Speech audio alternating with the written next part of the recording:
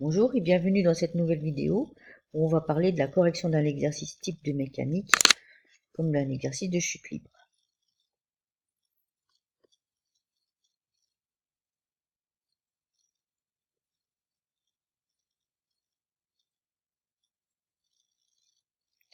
Alors la première chose c'est qu'il va falloir appliquer la seconde loi de Newton. Donc on va étudier le mouvement d'un projectile lancé à l'instant t égale 0 avec une vitesse v0 faisant un angle alpha avec l'horizontale et tout ça dans un champ de pesanteur uniforme. Donc déjà première chose, faire un petit schéma, voilà. Donc en général, la première chose qu'il va falloir définir, c'est le système. Donc ici, c'est le projectile. Bon là, j'ai choisi un Goebbels. Ensuite, le référentiel terrestre supposé galiléen. Un référentiel, je vous rappelle que c'est un système, un repère. Ici, c'est le repère X, OX, OY. Et c'est généralement associé à un repère de temps pour permettre de repérer les positions. Donc on fait toujours ce qu'on appelle le bilan des forces. Ici, on va considérer que les forces de frottement sont négligeables et il n'y aura donc que le poids P égal à la masse du système fois G. Faites bien attention là où se trouvent les vecteurs.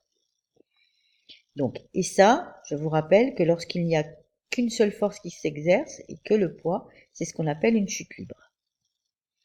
Donc on applique la seconde loi de Newton. Donc, je vous rappelle que c'est somme des forces extérieures avec évidemment une flèche sur le vecteur égale la dérivée de la quantité de mouvement avec aussi une flèche par rapport au temps. Et là, vous faites la petite démonstration entre les deux pour démontrer que si la masse est constante, c'est égal à la masse du système fois l'accélération. Donc on obtient finalement, à la place de somme des forces ici, on remplace par m fois g, voilà, P, m fois g, égale m du système fois a, et on finit par obtenir le très classique accélération égale vecteur intensité de pesanteur. Donc maintenant, on reprend notre situation et on va reparler un peu plus précisément de l'accélération. Donc on va rappeler que le vecteur accélération intensité de pesanteur, c'est un vecteur g qui est toujours dirigé vers le bas. Donc notre accélération, c'est les coordonnées ax, ay, qui sont égales aux coordonnées du vecteur g. Et là, le vecteur g, dans ce système-là, c'est 0, puisque ici, si on projette ici, on voit bien qu'on n'obtient rien sur l'axe des x. Et si on projette sur l'axe des y, on projette ici un vecteur qui va vers le bas, alors que mon vecteur y va vers le haut, donc c'est moins g. Donc voilà l'expression de l'accélération. Donc soit sous forme vectorielle a égale moins g, ou alors sous cette forme-là avec les coordonnées. Donc maintenant, on essaie d'obtenir la vitesse. Donc, on sait que l'accélération, c'est la dérivée de la vitesse par rapport au temps. C'est donc les coordonnées de l'accélération vont donc être dérivées de la coordonnée en x par rapport au temps, dérivée de la coordonnée en y par rapport au temps. Et donc ces deux coordonnées vont être égales aux coordonnées qu'on a définies ici, qui étaient les coordonnées de A. Donc ensuite, on fait ce qu'on appelle une intégration, c'est-à-dire qu'on va chercher quelle est la fonction x qui, lorsque je la dérive, va donner 0, et quelle est la fonction y, vy, là aussi c'était vx, qui, lorsque je la dérive par rapport au temps, va donner moins g. Donc ça, c'est un peu des mathématiques. Voilà. Lorsque je dérive celle-là, j'obtiens bien 0. Lorsque je dérive celle-ci, moins g fois t plus c2, j'obtiens bien moins g. Voilà. Donc maintenant, comment faire pour obtenir les constantes d'intégration C1 et C2? Eh bien, on utilise l'expression de la vitesse à l'instant t égale 0. Donc, qu'est-ce qu'on fait? On a notre vecteur V0 qui fait un angle alpha avec l'horizontale. On projette sur l'axe des x et on obtient ici, par un peu de trigonométrie, V0 cos alpha. On projette sur l'axe des y, on obtient V0 sinus alpha. Donc, les coordonnées de mon vecteur V0, c'est-à-dire vitesse à l'instant initial, c'est V0 cos alpha, V0 sinus alpha. Donc, ça, c'est bien le vecteur lorsque t vaut 0. Donc, on remplace le t par 0. ici. Si on remplace par 0, ben ici dans Vx, de toute façon, il n'y en a pas, donc le problème ne se pose pas. Et ici, t par 0, ça fait 0. Il nous reste ici que, pour l'instant 0, C1, C2. Et ça, c'est égal au vecteur que l'on en avait à l'instant 0, V0 cos alpha, et 0 sinus alpha. On a donc déterminé C1 et C2. Et donc, on peut réécrire maintenant que la vitesse est complètement connue avec ce qu'on avait tout à l'heure. Donc, on remplace le C1 par son expression, on remplace le C2 par son expression, et on connaît parfaitement V de t. On ne s'arrête pas là, évidemment, hein. Donc, on essaye de chercher ce qu'on appelle les équations horaires du mouvement. Horaire, c'est parce que il y aura dans ces équations le temps. Donc, on repart de l'expression de notre vitesse qu'on avait, et grâce à l'expression de la vitesse, et sachant que la vitesse, c'est la dérivée du vecteur position OM par rapport au temps, c'est-à-dire ici dx sur dt, dy sur dt. Je précise ici que je me suis placé dans un plan. Donc, je ne m'occupe pas d'une troisième coordonnée z. Mais même si c'était le cas, elle vaudrait soit une constante, soit 0. Donc, je fais la même chose que tout à l'heure. J'intègre, c'est-à-dire je cherche quelles sont les fonctions x de t et y de t qui, lorsqu'on les dérive, vont donner ces expressions-là. Et ben voilà. Donc on peut les reprendre rapidement ensemble, hein. Si je dérive ici cette expression-là, la constante va me donner une dérivée qui est nulle. Et ça ici, c'est une constante fois t. Lorsque je dérive, j'obtiens seulement ça, la constante. Ici, pour obtenir ici quelque chose en t, il faut que je parte de quelque chose en t carré. Sauf que si je dérive le t carré, j'obtiens 2 quelque chose. Donc il faut que je mette un 1,5. Le g, il reste là, le moins, il reste là, voilà. Là, c'est la même chose que ce qu'on a expliqué ici. Et la constante, évidemment, elle a une dérivée nulle. Voilà. Donc maintenant, toujours la même chose.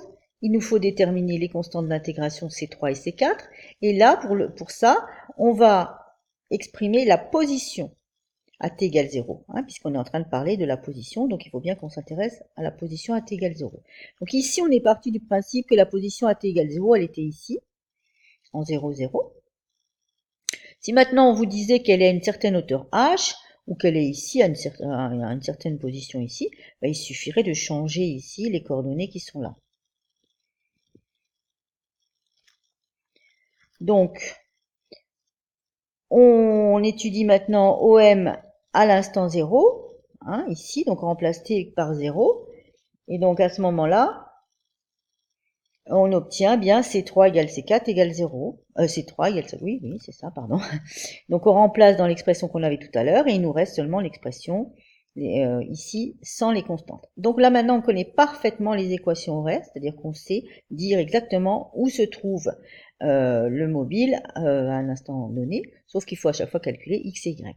Donc on peut maintenant essayer de faire quelque chose d'un peu plus simple, c'est-à-dire d'exprimer x en fonction de y. C'est ce qu'on appelle l'expression de la trajectoire. Donc pour ça, il va falloir trouver une relation entre x et y.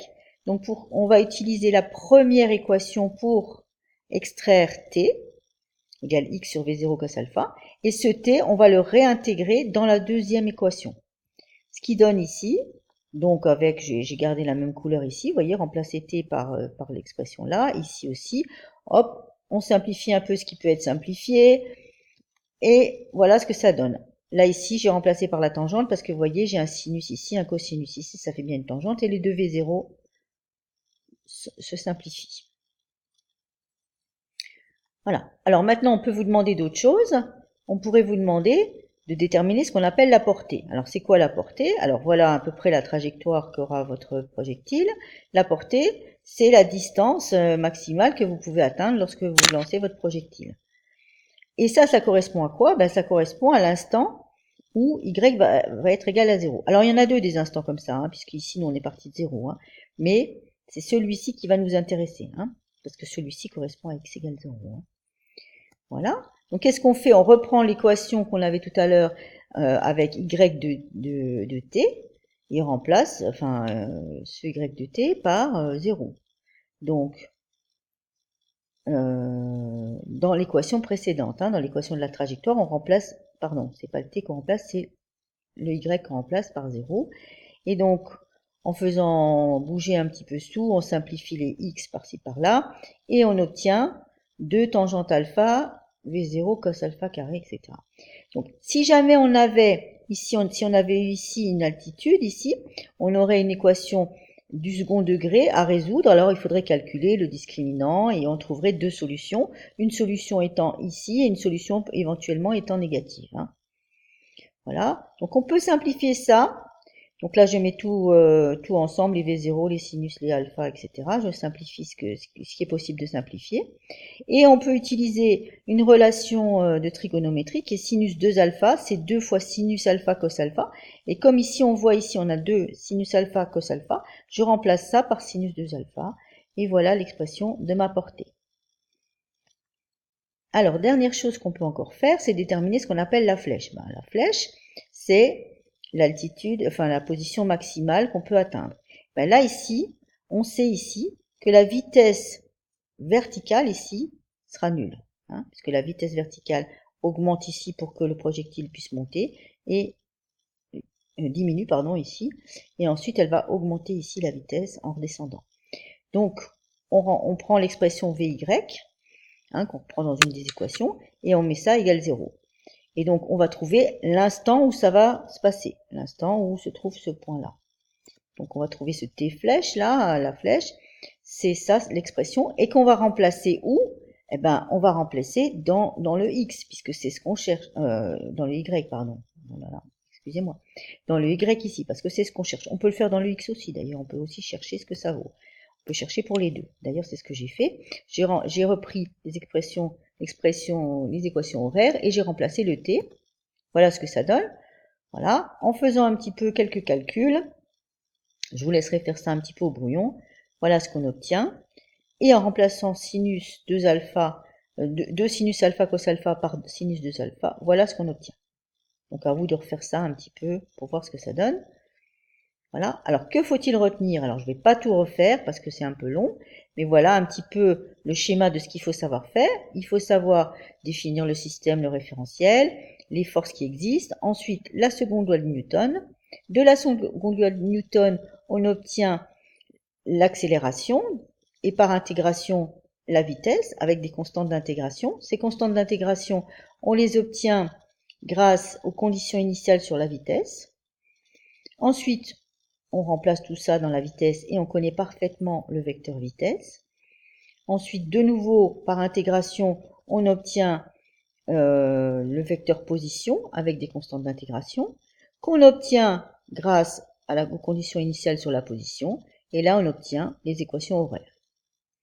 Alors, ça, c'est absolument ce qu'il faut savoir faire.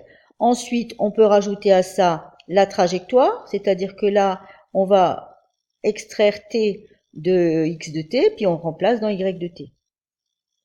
Et les dernières choses qu'on peut faire, c'est donc la flèche et la portée. La portée étant pour y égale 0, lorsque vous recoupez l'axe, et la flèche quand vy égale 0. Merci de votre attention et à bientôt.